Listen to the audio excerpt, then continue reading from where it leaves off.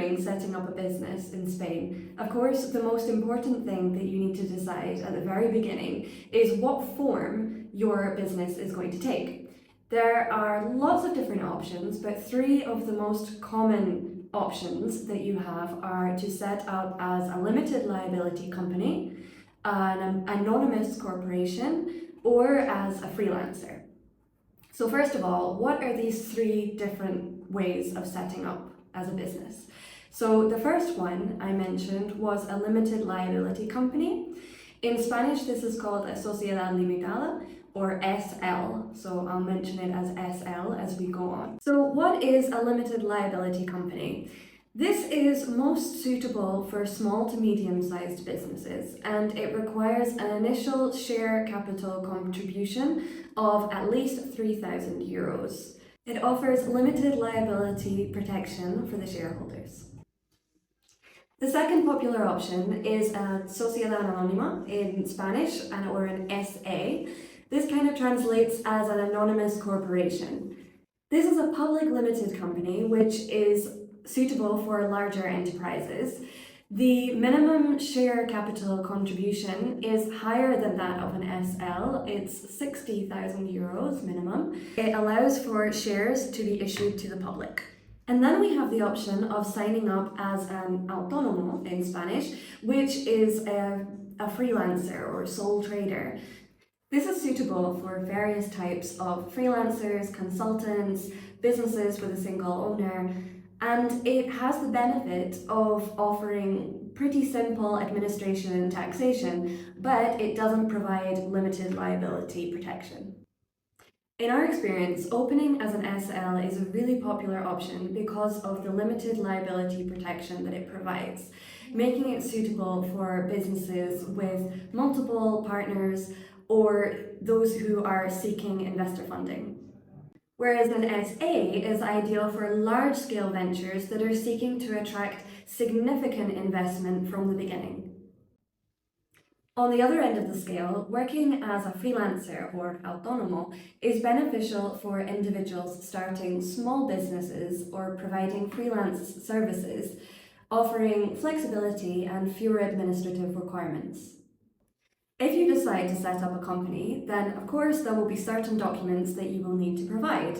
So let's have a look at those. One of the first documents that you will need is the certificate of the unique name of your company, in Spanish, el certificado de denominación social.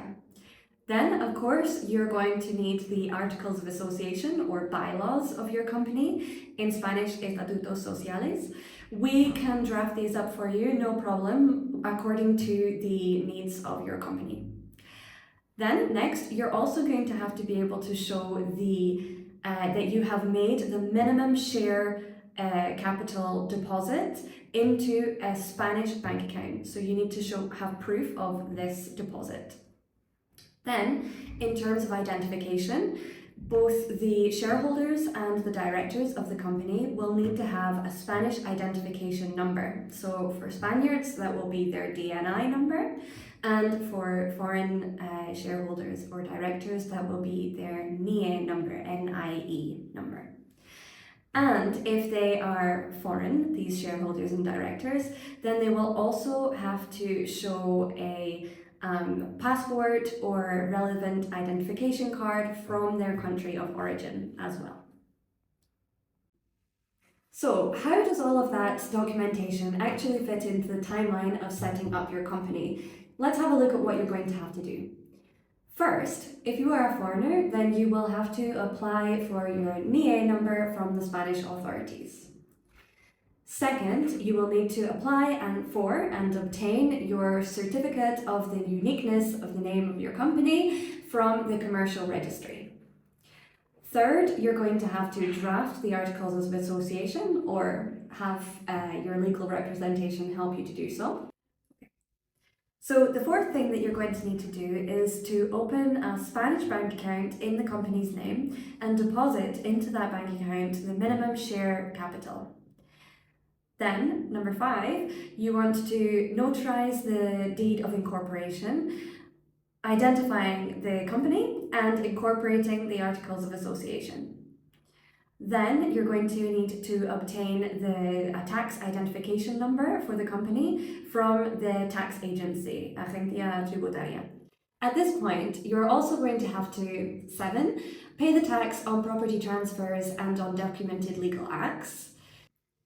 8. Register the deed of incorporation at the commercial registry of the relevant province.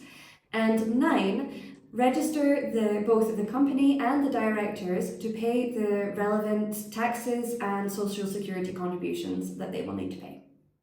Step number 10 is to obtain a digital certificate for your company, and number 11 is to fulfill any additional requirements related to permits and licenses. A key question that we get asked often is it better to be autónomo, to be freelance? And the answer to that really depends on your individual circumstances, the circumstances of your business, such as the nature and scale of the business, your preference or not for limited liability protection, taxation considerations. There's really a lot to think about. But being autónomo might be the right decision, the best decision for freelancers or small businesses with low startup costs and individual ownership. Another key consideration, of course, is regarding the initial investment that you will be making in the company, which goes beyond just the minimum share capital to be invested, if that is the case. So, in the case of an SL or an SA, on top of the minimum share capital, you will also have to consider the notary fees, any registration fees, taxes, any legal or professional advisory fees. Whereas when it comes to being autónomo, the initial investment is generally a lot lower, basically just consists of any registration fees and any taxes that you will need to pay. In conclusion, if you're thinking about setting up a company in Spain, then the key areas that you want to consider are, first, the type of company that you want to set up, or the option to set up as a freelancer, an autónomo. Second, the documentation that you will need to have prepared in order to be able to set up. Third, you'll need to think about the procedure and the timeline, think about how long this is going to take you. And finally, you will need to consider the initial investment that you're going to have to make in setting up, however you decide to set up. Different types of business setups cater to different needs and preferences, and that's why it's really important to do your research and count on sound professional advice so that you can make informed decisions which are aligned with your business goals and preferences. Here at Conesa Legal, we can help you to make those decisions, not just at the beginning when you are forming your company, but also at every step of the way after that, with your everyday needs that you might come into contact with. Get in touch with us and find out how we can help you.